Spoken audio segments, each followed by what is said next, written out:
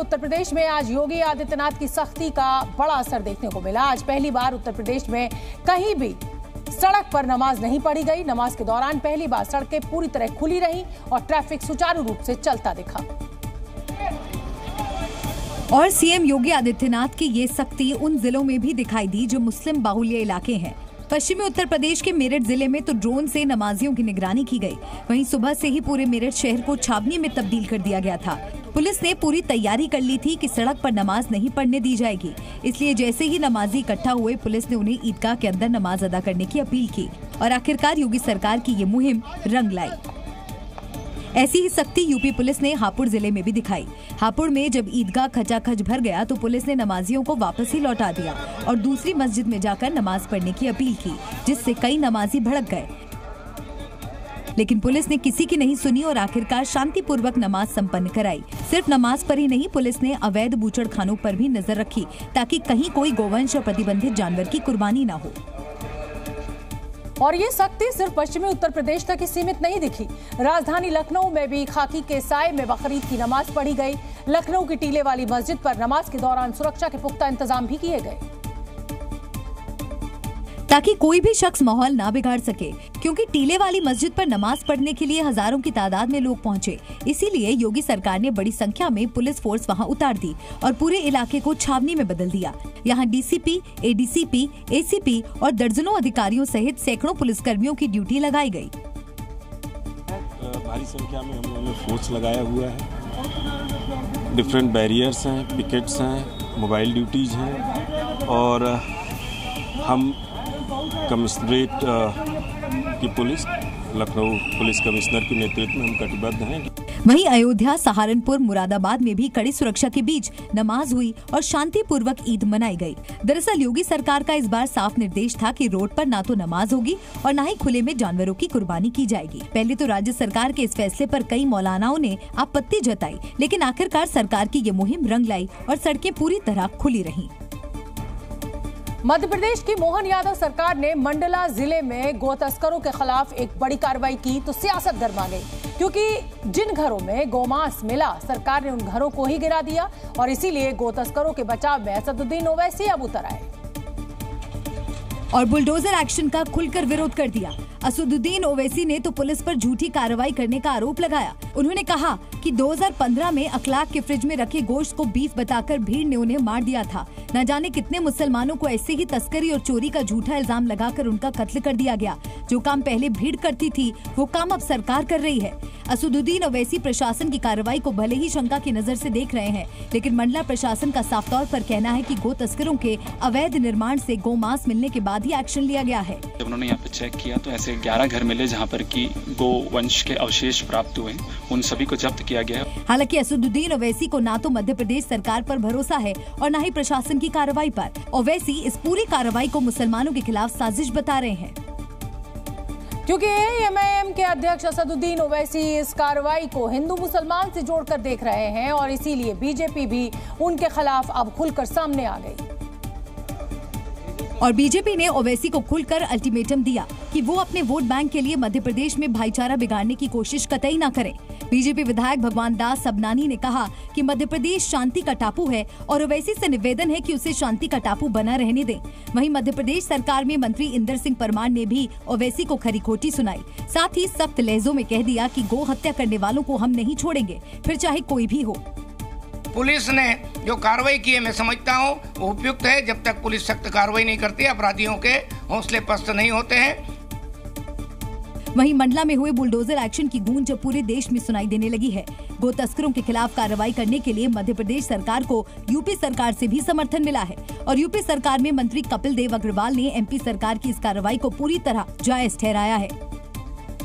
वहीं 2 दिनों पहले मंडला के ईदगाह मोहल्ले में हुई इस कार्रवाई के बाद आज बकरीद वाले दिन वहां मातम जैसे हालात दिखे, क्योंकि घर तोड़ दिए गए, इसलिए परिवार के पास खाने पीने का सामान नहीं बचा और परिवार का कहना है कि ऐसे में वो बकरीद कैसे मनाएं। क्योंकि घरों में छोटे बच्चे भी हैं जो घर टूटने की वजह से इस बार बकरीद नहीं मना पाए, इसलिए प्रशासन की इस कार्रवाई से कई महिलाएं आपबीती बताती हुई रो पड़ी। तकलीफ की आज भरी बकरीद, आज हमारा बच्चा नंगे घूम रहे, इतनी तकलीफ है हमरा जिसे ना पूछो ना, हमें खाना अच्छा लगे ना पानी ना दाना। चूंकि गो तस्करी की सजा पूरे परिवार को मिली और अब पूरा परिवार सड़क पर आ गया, इसलिए महिलाओं के आंसू तो थम ही नहीं रहे। 5 मिनट का मौका दे देते तो हम कम से कम लड़किन के भूख भी तो निकाल लेते, कुछ खाने का निकाल लेते, कुछ कपड़ा निकाल लेते। परिवार की नाराजगी इस बात की भी है कि अगर उन्हें घर तोड़ने से पहले मोहलत दी जाती तो वो अपने खाने पीने का इंतजाम कर लेते। एनसीईआरटी की नई किताबों में बाबरी मस्जिद का नाम हटाने को लेकर अब नया विवाद सामने आ गया है। कक्षा 12वीं की पॉलिटिकल साइंस किताब में अयोध्या विवाद से जुड़े सिलेबस में एक बड़ा बदलाव किया गया है, जिस पर विवाद खड़ा हो गया है। दरअसल एनसीईआरटी की नई किताब में बाबरी मस्जिद को बाबरी मस्जिद न कहकर इसे 3 गुंबद वाला ढांचा बताया गया है। इसके अलावा पॉलिटिकल साइंस की किताब से बाबरी मस्जिद, कार सेवा, रथ यात्रा और बाबरी विध्वंस के बाद हुई हिंसा की जानकारी हटा ली गई है। पहले किताब में अयोध्या विवाद नाम का जो चैप्टर था उसका भी नाम बदलकर अयोध्या विषय कर दिया गया है। वहीं पहले अयोध्या विवाद टॉपिक पूरे 4 पेज में था, जिसे अब बहुत संक्षिप्त करके केवल 2 पेज में समेट दिया गया है। बाबरी मस्जिद विध्वंस या उसके बाद हुई सांप्रदायिक हिंसा का टॉपिक क्यों हटा दिया गया? इस सवाल पर एनसीईआरटी के डायरेक्टर दिनेश प्रसाद सकलानी का कहना है कि बच्चों को दंगे के बारे में नहीं पढ़ाया जाना चाहिए। एनसीईआरटी के डायरेक्टर का मानना है कि अगर बच्चों को हिंसा और टकराव जैसी चीजें किताबों में पढ़ाई गई तो वो वायलेंट हो सकते हैं। वहीं एनसीईआरटी के नए सिलेबस को लेकर अब विवाद भी बढ़ गया है। नई किताब से बाबरी मस्जिद विध्वंस की जानकारी हटाने से कई मुस्लिम धर्मगुरु भड़क गए हैं और उन्होंने एनसीईआरटी की तरफ से नई किताब में किए गए बदलाव को इतिहास से छेड़छाड़ करने जैसा बताया है, जबकि अयोध्या के साधु संत एनसीईआरटी की तरफ से किए गए इन फैसलों से बेहद खुश हैं। बच्चों की किताबों में तरमीम और तब्दील की जा रही है। एनसीईआरटी के डायरेक्टर्स की तरफ से वजाहत ऐसी आई है जो बेतुकी वजाहत है। बहुत अच्छी बात है, क्योंकि हिंसा जो होता है वो थोड़ा टेंशन पैदा करता है और उसमें लोगों को थोड़ी परेशानी होती है। जो पुस्तक लिखी इम्तियाज से वो बहुत अच्छी बात है। उन्होंने विवाद बहुत रहा, सारे विवाद को हटा दिया। साल 2023 में एनसीईआरटी ने गुजरात दंगे, इमरजेंसी, मुगल राजाओं से जुड़े कई चैप्टर हटा दिए थे। एनसीईआरटी का कहना है कि इस फैसले से उनका राजनीति से कोई लेना देना नहीं है, लेकिन तमाम पार्टियां अब एनसीईआरटी का भगवाकरण होने की बात कहकर निशाना साध रही हैं। पार्टीशन न पढ़ाया जाए, युद्ध ना पढ़ाया जाए, मतलब किस तरह के लोग निर्णय ले रहे हैं? जो लगातार देश को तोड़ने का काम करते रहे, षड्यंत्र करते रहे, देश में विध्वंस करते रहे, उनका इतिहास को पढ़ाना, तो मुझको लगता है कि एनसीईआरटी के अंदर भी उसी क्रम को इसमें आगे रखा गया होगा। विपक्षी पार्टियों का सीधे तौर पर आरोप है कि सरकार के कहने पर ही इतिहास से छेड़छाड़ किया जा रहा है, जो सही नहीं है। लोकसभा चुनाव में कम वोटों से जीत मिलने पर जेडीयू सांसद का दर्द झलक पड़ा। एक कार्यक्रम में बोलते हुए सीतामढ़ी के नवनिर्वाचित सांसद देवेश चंद्र ठाकुर ने मुसलमान और यादवों पर अपना गुस्सा निकाला और अपनी भड़ास निकालते निकालते सांसद देवेश चंद्र ठाकुर ने मुसलमान और यादवों को लेकर विवादित बयान दे दिया। देवेश चंद्र ठाकुर ने कहा कि मुसलमान और यादव मेरे घर आएं और चाय नाश्ता करें, लेकिन मैं उनका कोई काम नहीं करूंगा। मेरे मित्र यादव मित्र का स्वागत है, जो मित्र नहीं है पहले बार भी आना चाहते हैं उनका स्वागत है। यादवों का और मुसलमानों का आइए, चाय पीजिए, मिठाई खाइए, काम के बारे में मत बोलिए, मैं आपका काम नहीं करूंगा। सांसद देवेश चंद्र ठाकुर ने आरोप लगाया कि जेडीयू ने बीजेपी के साथ मिलकर चुनाव लड़ा, इसीलिए उन्हें यादव मुसलमानों ने वोट नहीं दिया। मेरे लिए आप तीर दबाते तो आपको उस तीर में नरेंद्र मोदी का चेहरा दिखाई देता, इसलिए आपने लंके दबाया। दरअसल इस चुनाव में देवेश चंद्र ठाकुर को 5,15,719 वोट मिले, वहीं आरजेडी के अर्जुन राय को 4,64,363 वोट मिले और देवेश चंद्र ठाकुर की जीत का अंतर केवल 51,356 ही रहा। जिस अग्निवीर योजना को लेकर विपक्ष ने मोर्चा खोला और बीजेपी को चुनावी नुकसान झेलना पड़ा, लेकिन केंद्र सरकार ने न सिर्फ इस योजना को जारी रखने का ऐलान किया, बल्कि अग्निवीरों की भर्ती का अभियान भी शुरू कर दिया। उत्तर प्रदेश में अग्निवीर भर्ती रैली का शेड्यूल जारी कर दिया गया है, जिसके तहत 24 जून को अग्निवीर ट्रेड्समैन श्रेणी के लिए प्रयागराज समेत 12 जिलों में भर्ती रैली होगी। 25 जून को अग्निवीर तकनीकी श्रेणी के लिए भी प्रयागराज समेत 12 जिलों में भर्ती रैली होगी। 26 जून अंबेडकर नगर, बस्ती और महाराजगंज अग्निवीर जनरल ड्यूटी के लिए भर्ती रैली होगी। 27 जून को कुशीनगर, कौशाम्बी, संत कबीर नगर और सिद्धार्थ नगर में अग्निवीर जनरल ड्यूटी की भर्ती रैली होगी। 28 जून को सुल्तानपुर और प्रयागराज में अग्निवीर जनरल ड्यूटी की भर्ती रैली होगी। 29 जून को प्रतापगढ़ और अमेठी में अग्निवीर जनरल ड्यूटी की भर्ती रैली होगी। 30 जून को अयोध्या और रायबरेली में अग्निवीर जनरल ड्यूटी की भर्ती रैली होगी। वहीं इन तमाम रैलियों के बाद 1 और 2 जुलाई को मेडिकल परीक्षण होगा। जम्मू कश्मीर में आतंकवादियों के खिलाफ ऑपरेशन ऑल आउट जारी है। सुरक्षा बल के जवानों ने बांदीपुरा के जंगल में घेर कर एक आतंकवादी को आज मार गिराया। दरअसल सेना को आरागाम के जंगल में कई आतंकियों के छिपे होने की खबर मिली थी, जिसके बाद पूरे इलाके को घेर कर सर्च ऑपरेशन चलाया गया। इस दौरान आतंकियों ने फायरिंग शुरू कर दी। सेना की जवाबी कार्रवाई में एक आतंकी मारा गया। इधर 9 जून को रियासी में तीर्थ यात्रियों की बस पर हुए आतंकी हमले की जांच NIA को सौंप दी गई है। गृह मंत्रालय के आदेश के बाद इस केस में नई FIR दर्ज की गई है। इससे पहले 16 जून को गृह मंत्री ने जम्मू कश्मीर की सुरक्षा व्यवस्था को लेकर मीटिंग की थी, जिसमें आतंकवाद को कुचलने और आतंकियों की मदद करने वालों पर भी सख्ती बरतने के निर्देश दिए गए थे। दरअसल 9 से 12 जून के बीच 4 दिन में आतंकवादियों ने 4 वारदातों को अंजाम दिया था, जिसके बाद सुरक्षा बल लगातार अलर्ट मोड में है। इधर जम्मू कश्मीर के हंदवाड़ा में पाकिस्तान एक बड़ी साजिश पाकिस्तान के द्वारा रची गई थी, जो नाकाम हुई। संयुक्त कार्रवाई में हिजबुल मुजाहिदीन का हैंडलर सेना के हत्थे चढ़ा, जो पाकिस्तान में बैठे अपने आकाओं से निर्देश ले रहा था और जम्मू कश्मीर में बड़े आतंकी हमले को अंजाम देने की फिराक में था। हिजबुल आतंकी जाकिर हामिद मीर के पास से एक चाइनीज पिस्टल और ग्रेनेड बरामद किया है। ज़ुहूर अहमद मीर सन ऑफ मोहम्मद अफजल मीर एक मर्तिगाम का पाक में एक पाक हैंडलर है, जो यहीं का है, पाक हैंडलर है, HM ऑर्गेनाइजेशन के साथ वाबस्ता है, उसी के कंटिन्यूस टच में था और उसी के शय पे ये काम कर रहा था। आरोपी आतंकी के खिलाफ केस दर्ज करके पुलिस ने आगे की कार्रवाई शुरू कर दी है। इस बीच सीडीएस जनरल अनिल चौहान ने जम्मू कश्मीर का दौरा किया और सुरक्षा स्थिति का जायजा लिया।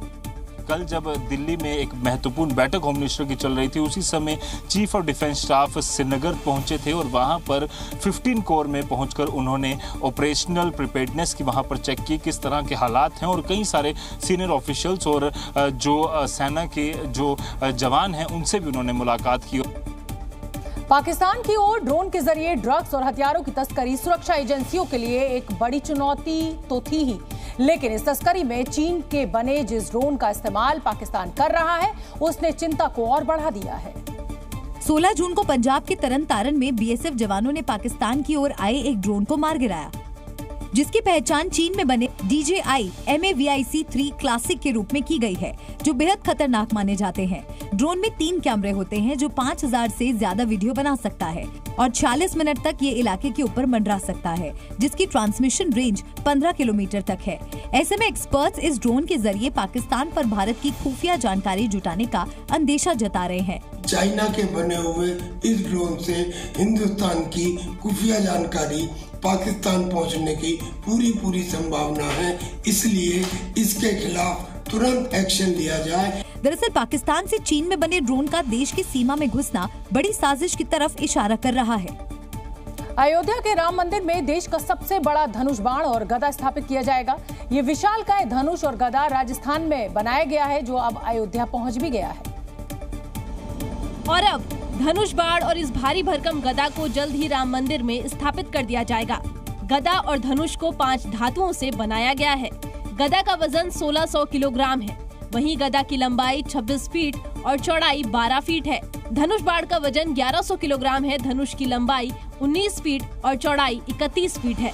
गदा और धनुष बाण को राम मंदिर के मुख्य पुजारी आचार्य सत्येंद्र दास को समर्पित किया जाएगा और जल्द ही इन्हें रामलला के दरबार में जगह दी जाएगी। अगली खबर का रुख करेंगे। कोविड के बाद एक और बड़ी बीमारी दुनिया में तबाही मचा सकती है। गौर करने वाली बात यह है कि इस बीमारी में एक घातक बैक्टीरिया शरीर के अंदर प्रवेश करता है और सिर्फ 48 घंटे में पीड़ित व्यक्ति की जान ले सकता है। हालांकि इस बीमारी के चीन से नहीं बल्कि उसके पड़ोसी मुल्क जापान से फैलने का खतरा है। दरअसल जापान में कोविड के सुरक्षा नियमों में ढील बरतते ही STSS यानी स्ट्रेप्टोकोकल टॉक्सिक शॉक सिंड्रोम के मामले तेजी से बढ़ने लगे हैं। जो बैक्टीरिया इस बीमारी की वजह है उसका नाम ग्रुप A स्ट्रेप्टोकोकस है। इसे फ्लैश इरिटिगी बैक्टीरिया यानी मांस खाने वाला बैक्टीरिया भी कहा जाता है। ये बीमारी इसलिए इतनी खतरनाक मानी जा रही है क्योंकि इसकी वजह से मरीज की 48 घंटे यानी 2 दिन के भीतर मौत हो सकती है। यही नहीं, ये बीमारी तेजी से फैलती है और इसमें मृत्यु दर भी अधिक है। जो ग्रुप ए स्ट्रेप्टोकोकस बैक्टीरिया होता है ये टिश्यू नेक्रोसिस कॉज करता है, कि इन्फ्लेमेटरी रिस्पांस करता है बॉडी में। नेक्रोसिस मींस कि जो टिश्यूज हैं, जो मांस है, उसको अंदर ही अंदर खत्म करना शुरू कर देता है, जिसकी वजह से इसको ये नाम दिया गया है। एक रिपोर्ट के मुताबिक जापान के अलावा दूसरे देशों में भी स्ट्रेप्टोकोकल टॉक्सिक शॉक सिंड्रोम के मामले सामने आए हैं। 2022 के आखिर में करीब 5 यूरोपीय देशों ने विश्व स्वास्थ्य संगठन को इन्वेसिव ग्रुप ए स्ट्रेप्टोकोकस बीमारी के मामलों में हो रही बढ़ोतरी की जानकारी दी थी। जापानी न्यूज एजेंसी की एक रिपोर्ट के मुताबिक 2 जून तक जापान में स्ट्रेप्टोकोकल टॉक्सिक शॉक सिंड्रोम के 977 मामले सामने आ चुके हैं, जबकि पिछले पूरे साल में कुल 941 मामले दर्ज किए गए थे। यही नहीं, रिपोर्ट के मुताबिक स्ट्रेप्टोकोकल बैक्टीरिया के संक्रमण के लिए पैर के घाव बहुत ज्यादा संवेदनशील होते हैं और छाले जैसी छोटी चोटों से भी ये बैक्टीरिया शरीर में प्रवेश कर सकता है। जानकारी के मुताबिक ये बैक्टीरिया शरीर के अंगों में दर्द, सूजन, बुखार, लो ब्लड प्रेशर जैसे गंभीर और तेजी से बढ़ने वाले लक्षण पैदा कर सकते हैं। ये बैक्टीरिया सांस से जुड़ी समस्याएं, अंगों का फेल होना और यहाँ तक कि मौत का कारण भी बन सकते हैं। 50 वर्ष से ज्यादा उम्र के व्यक्ति आसानी से इस बीमारी की जद में आ सकते हैं, जो उनके लिए जानलेवा साबित हो सकती है। कहा जा रहा है कि जापान में इस साल स्ट्रेप्टोकोकल बैक्टीरिया के संक्रमण के मामलों की संख्या 2500 तक पहुंच सकती है और मृत्यु दर 30% तक पहुंच सकती है। में हाथों पैरों में सूजन आना, बुखार, सर में दर्द, उल्टी, सांस में दिक्कत, ये सारे बेसिक सिम्टम्स हैं और बच्चों में जल्दी इसके सिम्टम्स देखे जाते हैं। गला खराब होना, अगर इस तरह के कोई भी सिम्टम्स हैं तो वो हमें इग्नोर नहीं करने चाहिए। लिहाजा जापान में इस संक्रमण से बचने के लिए लोगों को जागरूक किया जा रहा है। जापानी स्वास्थ्य अधिकारी हालात पर पैनी नजर बनाए हुए हैं, तो STSS के लक्षणों और गंभीरता के बारे में लोगों को जानकारी भी दी जा रही है। अगली खबर का रुख करेंगे। पश्चिम बंगाल में एक एक्सप्रेस ट्रेन और मालगाड़ी की जोरदार टक्कर हो गई है, जिसमें 9 लोगों की जान चली गई, जबकि कई लोग इसमें घायल हुए हैं। दरअसल कंचनजंगा एक्सप्रेस असम के सिलचर से कोलकाता के सियालदाह जा रही थी, तभी एक मालगाड़ी ने पीछे से टक्कर मार दी। तभी न्यू जलपाईगुड़ी के पास रंगापानी स्टेशन के नजदीक एक मालगाड़ी ने उसे पीछे से टक्कर मार दी। टक्कर इतनी जोरदार थी कि मालगाड़ी का इंजन कंचनजंगा एक्सप्रेस की बोगियों के नीचे घुस गया, जिससे पैसेंजर ट्रेन के कई डिब्बे पटरी से उतर गए, जबकि कंचनजंगा ट्रेन की पीछे की कई बोगियों के परखच्चे उड़ गए और यात्रियों में अफरा तफरी मच गई। मेरा तो B1 कोच था, बहुत जोर से मतलब झटका दिया है। तो जैसे झटका दिया तो सब ऐसे बोल रहा था कि एक्सीडेंट हो गया, एक्सीडेंट हो गया। हम भी चिल्ला रहा था, सब रो रहा था। फिर हम तुरंत बाहर आके देखा कि यहाँ पीछे से एक्सीडेंट हुआ है ट्रेन का। मौके पर रेस्क्यू ऑपरेशन जारी है। 5 फैटलिटी हुआ है, कैजुअलिटी हुआ है 5। अभी तक हम रेस्क्यू कर लिया है और मालगाड़ी का जो आगे का इंजन है वहाँ पे गैस कटर लगेगा। हादसे के बाद सरकार ने मृतकों के परिजनों को 10 लाख रुपए मुआवजे का ऐलान भी कर दिया है, लेकिन कंचनजंगा एक्सप्रेस ट्रेन हादसे ने 1 साल पहले ओडिशा के बालासोर में हुए दर्दनाक ट्रेन एक्सीडेंट की यादें को ताजा कर दिया, जिसमें सिग्नल की गड़बड़ी को हादसे का जिम्मेदार माना गया था। और कंचनजंगा ट्रेन हादसे की वजह भी कुछ ऐसा ही माना जा रहा है। ऐसा बताया जा रहा है कि दुर्घटना के वक्त कंचनजंगा एक्सप्रेस धीमी रफ्तार से आगे बढ़ रही थी, तभी पीछे से आती हुई मालगाड़ी ने ट्रेन में टक्कर मार दी। सूत्रों के मुताबिक मालगाड़ी सिग्नल को दरकिनार कर आगे बढ़ी और कंचनजंगा को टक्कर मार दी। सिग्नल डिसरिगार्ड किया, मतलब इसका ये है कि उनको गाड़ी रोकनी चाहिए थी, उनको आगे गाड़ी बिना रोके नहीं चलानी चाहिए थी, पर ऐसा लगता है कि गाड़ी उन्होंने नहीं रोकी और वो सिग्नल के बावजूद, सिग्नल था रुकने के लिए, उसके बावजूद गाड़ी आगे चली। इस ट्रेन हादसे पर राष्ट्रपति और प्रधानमंत्री ने दुख जताया है और हर संभव मदद का भरोसा भी दिया है। साथ ही मौके पर रेस्क्यू ऑपरेशन तेज करने के निर्देश दिए। रेस्क्यू ऑपरेशन पर नजर रखने के लिए दिल्ली में वॉर रूम बनाया गया। हादसे के बाद एक्शन में आए रेल मंत्री अश्विनी वैष्णव ट्रेन हादसे वाली जगह पहुंचे और घटनास्थल का जायजा लिया। मौके पर चलाए जा रहे रेस्क्यू ऑपरेशन की जानकारी भी ली। उसके बाद रेल मंत्री सीधे घायलों से मिलने अस्पताल पहुंचे और उनका हालचाल जाना। वहीं दूसरी ओर हादसे के चलते रेल सेवा बाधित है, जिसकी वजह से 5 ट्रेनों को रद्द करना पड़ा है, जबकि कुछ ट्रेनों के रूट भी बदले गए हैं। वहीं दूसरी ओर इस हादसे पर अब सियासत भी शुरू हो गई है। विपक्षी दल लगातार सवाल खड़े कर रहे हैं कि इस हादसे का जिम्मेदार कौन है। पश्चिम बंगाल की मुख्यमंत्री ममता बनर्जी का कहना है कि केंद्र सरकार रेलवे को अहमियत नहीं दे रही है। आई एम सॉरी, एक्सीडेंट होता है, लेकिन बात ये है कि हमने जब रेल मिनिस्टर थे तब मैंने 2-3 इंसिडेंट देखा। उसका पहले नीतीश जी का टाइम में भी कई साल इंसिडेंट मैंने देखा, जो इंसिडेंट का थोड़ा ही नजदीक है। लोकसभा चुनाव में बीजेपी ज्यादातर सीटें क्यों हार गई, इसकी वजह अब खुलकर सामने आ रही है। सूत्रों के हवाले से हमें खबर मिल रही है कि हार पर बीजेपी ने मंडल लेवल की रिपोर्ट तैयार कर ली है और इस रिपोर्ट में हार की वजहों का खुलासा किया गया है। रिपोर्ट में कहा गया है कि इस बार बीजेपी उम्मीदवार मोदी योगी के भरोसे थे। उन्होंने अति उत्साही होकर चुनाव में कोई मेहनत नहीं की, ना तो जनता के बीच गए, इसीलिए उन्हें हार का सामना करना पड़ा। वहीं उम्मीदवारों का ना बदला जाना भी हार का एक कारण बताया जा रहा है। कहा जा रहा है कि कुछ सांसदों का व्यवहार ठीक नहीं था। योगी सरकार ने 3 दर्जन सांसदों का टिकट काटने के लिए कहा था, लेकिन टिकट बंटवारे में सरकार की अनदेखी हुई। इसके अलावा सांसद और विधायकों के बीच मतभेद को भी बीजेपी प्रत्याशी की हार की वजह बताया जा रहा है। वहीं संविधान बदलने और आरक्षण खत्म करने का जो विपक्ष ने नैरेटिव सेट किया था, उसका बीजेपी ठीक से जवाब नहीं दे पाई, जिसे हार की एक वजह माना जा रहा है। वहीं पेपर लीक और अग्निवीर जैसी योजना से भी बीजेपी को चुनाव में नुकसान होने की बात रिपोर्ट में कही गई है। इसके अलावा कांग्रेस की हर महीने 8,500 रुपए देने की गारंटी और आरएसएस बीजेपी के बीच समन्वय की कमी को भी हार की वजह बताया गया है। उत्तराखंड में 4 धाम यात्रा के चलते बड़ी संख्या में श्रद्धालु पहुंच रहे हैं और इसकी वजह से पहाड़ों पर प्लास्टिक कचरा भी बढ़ रहा है। लेकिन अब इस कूड़े कचरे को जोशीमठ नगर पालिका ने आय का साधन बना लिया है और चुने हुए प्लास्टिक की बॉटल्स को रिसाइकिल कर नगर पालिका ने 1 करोड़ रुपए से ज्यादा की कमाई की है। चमोली जोशीमठ नगर पालिका ने 3 टन से अधिक प्लास्टिक कचरे को रिसाइकिल किया। दरअसल धार्मिक स्थलों पर बढ़ते कचरे से निपटने के लिए मुख्यमंत्री पुष्कर सिंह धामी ने पहाड़ों पर कचरा सफाई अभियान चलाने का आदेश दिया है। बद्रीनाथ, हेमकुंड साहिब और फूलों की घाटी यात्रा के मुख्य पड़ाव जोशीमठ से पांडुकेश्वर तक सफाई का जिम्मा जोशीमठ नगर पालिका का है। नगर पालिका ने बीते 1 महीने में पानी, कोल्ड ड्रिंक्स और शीतल पेय की 2.5 लाख से ज्यादा बोतलें इकट्ठा की। कचरे को एकत्रित किया, कॉम्पैक्टर मशीन से ब्लॉक बनाकर उसको रिसाइकिल किया जा रहा है। जोशीमठ से पांडुकेश्वर तक सफाई व्यवस्था के लिए जोशीमठ नगर पालिका ने पर्यावरण मित्र तैनात किए हैं। कांग्रेस नेता राहुल गांधी के ईवीएम पर सवाल उठाने के बाद सियासी बवंडर मच गया है। विपक्ष के आरोपों पर बीजेपी और एनडीए के नेताओं ने अब पलटवार किया। राहुल गांधी ने ईवीएम को ब्लैक बॉक्स बताया तो बीजेपी ने पूरी कांग्रेस को देश के लिए ब्लैक स्पॉट बता दिया। कांग्रेस एक ब्लैक स्पॉट बन गया। दरअसल ईवीएम पर सियासी बवंडर की शुरुआत मुंबई से हुई।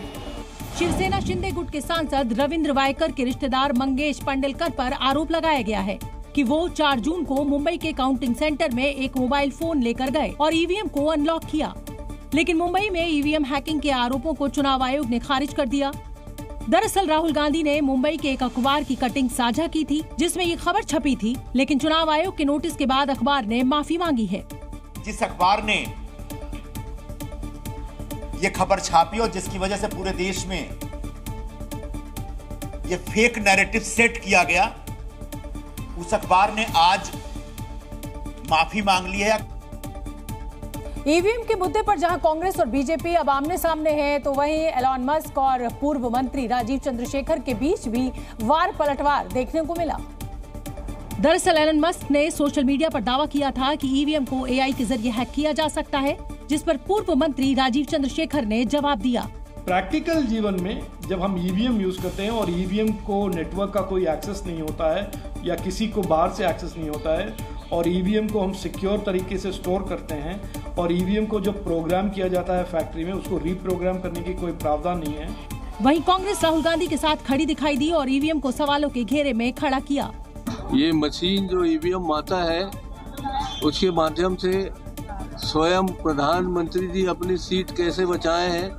आप लोग देखे होंगे कि 3 चक्र तक वो पीछे चल रहे थे।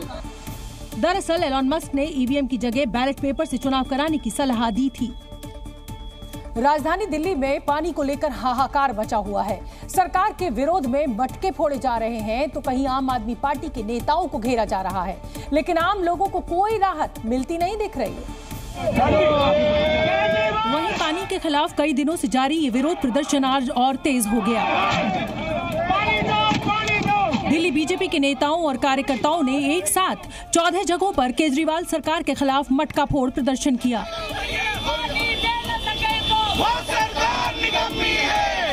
इस प्रदर्शन में सुषमा स्वराज की बेटी और सांसद बांसुरी स्वराज भी शामिल हुई। सारा का सारा दिल्ली का पानी या तो इलीगल टैंकर माफिया चुरा कर ले जाता है या फिर वो पाइपों की लीकेजों में बहकर चले जाता है। दिल्ली सरकार में मंत्री आतिशी आरोप लगा रही हैं कि बीजेपी की वजह से दिल्ली में पानी की कमी हुई है, जबकि बीजेपी जल संकट के पीछे केजरीवाल सरकार की लापरवाही और दिल्ली जल बोर्ड के भ्रष्टाचार को कारण बता रही है। आतिशी ने कहा है कि बीजेपी वालों ने पानी के लिए जगह जगह पर साजिश रचकर जो पाइपलाइन मार लेने को चुनौती देता हूँ। या तो उसे साबित करें वरना इस्तीफा दे, क्योंकि वो संवैधानिक पद पर बैठे हैं। आम आदमी पार्टी के विधायक मंत्री चोरी कर रहे हैं, पानी की कालाबाजारी कर रहे हैं। दिल्ली में पानी के लिए ऐसी मारामारी मची है कि पानी की पाइपलाइन की सुरक्षा दिल्ली पुलिस कर रही है ताकि कोई पाइपलाइन लीक करके पानी की चोरी ना कर सके। अभिनेता सलमान खान को जान से मारने की धमकी देने वाले एक यूट्यूबर को मुंबई क्राइम ब्रांच ने अब गिरफ्तार कर लिया है। पुलिस ने आरोपी यूट्यूबर को राजस्थान से गिरफ्तार किया है। आरोपी यूट्यूबर ने अपने यूट्यूब चैनल छोड़ो यार पर गैंगस्टर लॉरेंस बिश्नोई की चर्चा की थी और सलमान खान को मारने की योजना बनाई थी। आरोपी ने सलमान खान को खत्म करने की धमकी देने वाला वीडियो भी यूट्यूब पर अपलोड किया था, जिसके बाद पुलिस हरकत में आई और आरोपी बनवारी लाल गुर्जर को राजस्थान के बूंदी जिले से गिरफ्तार कर लिया। मुंबई साइबर सेल ने आरोपी के खिलाफ धारा 506(2), 504, 34 और IT एक्ट 66D के तहत मामला दर्ज किया है। मुंबई क्राइम ब्रांच ने आज आरोपी को राजस्थान से लाकर मुंबई के जिला कोर्ट में पेश किया, जहां से कोर्ट ने आरोपी को 18 जून तक पुलिस हिरासत में भेज दिया। बताया जा रहा है कि आरोपी ने अभिनेता सलमान खान को धमकी देने वाला ये वीडियो राजस्थान के एक राजमार्ग पर शूट किया था और वीडियो को अपलोड करने के बाद लोकप्रियता पाई थी। जम्मू कश्मीर के बाद केंद्र सरकार अब मणिपुर को लेकर भी एक्शन में नजर आ रही है। गृह मंत्री अमित शाह ने अधिकारियों के साथ हाई लेवल बैठक की और मणिपुर के सुरक्षा हालात पर समीक्षा की। इस बैठक में केंद्रीय गृह सचिव अजय भल्ला, IB चीफ तपन डेका, सेना प्रमुख जनरल मनोज पांडे, अगले army chief lieutenant general Upendra Dwivedi, Manipur से सुरक्षा सलाहकार कुलदीप सिंह, मणिपुर के मुख्य सचिव विनीत जोशी, मणिपुर के DGP राजीव सिंह, असम राइफल्स के DG प्रदीप चंद्रन नायर समेत कई अधिकारी बैठक में शामिल हुए। इससे पहले रविवार को मणिपुर की राज्यपाल अनुसुईया उइके ने मुलाकात की थी। दरअसल मणिपुर में पिछले साल 3 मई को जातीय हिंसा भड़की थी, जिसमें कुकी और मैतेई समुदायों के तमाम लोग मारे गए थे। वहीं पिछले 10 दिनों में कई जगहों पर हिंसा की घटनाएं हुई, जिससे लेकर विपक्ष सरकार पर हमलावर भी था। साथ ही RSS प्रमुख मोहन भागवत ने भी सवाल उठाए थे। भारत परमाणु बम की होड़ में आखिरकार पाकिस्तान को पीछे छोड़ रहा है। भारत के परमाणु बमों की संख्या अब पाकिस्तान से ज्यादा हो गई है।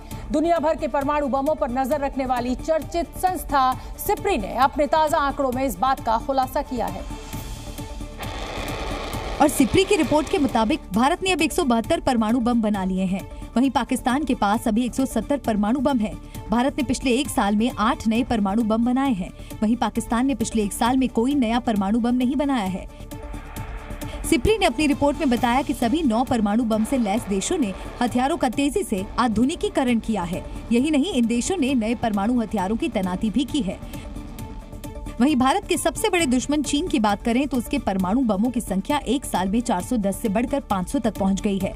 सिप्री ने ताजा रिपोर्ट में बताया कि अमेरिका, रूस, ब्रिटेन, फ्रांस, नॉर्थ कोरिया और इजराइल ने भी साल 2023 में परमाणु हथियारों का आधुनिकीकरण किया है। साल 2024 में कुल परमाणु बमों की संख्या अब 12,121 तक पहुंच गई है।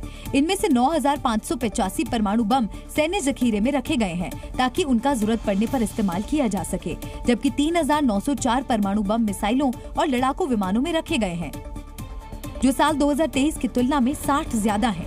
रिपोर्ट के मुताबिक 2100 परमाणु बम को मिसाइलों के अंदर बहुत ही ज्यादा अलर्ट पर रखा गया है। अगली खबर का रुख करेंगे और इस खबर को बहुत ध्यान से सुनिए क्योंकि ये जम्मू कश्मीर के विकास की कहानी को बयान करती है। जम्मू कश्मीर के रियासी में बन रहा दुनिया का सबसे ऊंचा रेलवे ब्रिज चिनाब लगभग अब बनकर तैयार हो गया है और अब बस उद्घाटन ही बचा है। इस ब्रिज पर इलेक्ट्रिक इंजन का ट्रायल भी हुआ। नदी से 359 मीटर ऊपर चल रहा ये इलेक्ट्रिक इंजन भारतीय रेलवे के नए इतिहास को बनाने में अहम रोल निभाएगा। इस ब्रिज पर अब कुछ ही दिनों में ट्रेन दौड़ना शुरू हो जाएगी। इसको लेकर इंजन के ट्रायल शुरू हो चुके हैं। ये पहली बार है जब इस रूट पर किसी इलेक्ट्रिक इंजन को चलाया गया हो। ट्रायल के दौरान रेलवे के कर्मचारी और अधिकारियों की खुशी देखने लायक थी। ब्रिज पर काम कर रहे मजदूरों ने ट्रायल के दौरान भारतीय रेलवे और भारत माता की जय के नारे भी लगाए।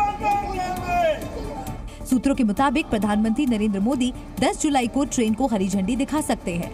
272 किलोमीटर लंबे इस ब्रिज को 35,000 करोड़ की लागत से बनाया जा रहा है। इस रेल प्रोजेक्ट से जम्मू कश्मीर के इंफ्रास्ट्रक्चर को मजबूती मिलेगी।